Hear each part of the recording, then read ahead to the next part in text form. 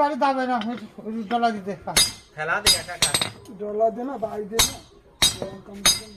খেলা দিগা খেলাই তো খেলা দিয়ে আর একটু বানানি গা দেখ যে কয়টা খরচ লাগে আর বছর বানানো দিবি আর বছর হিসেব বাদ দে এমন একখান বানা দেখ কয়টা নেই পয়সা নেই 500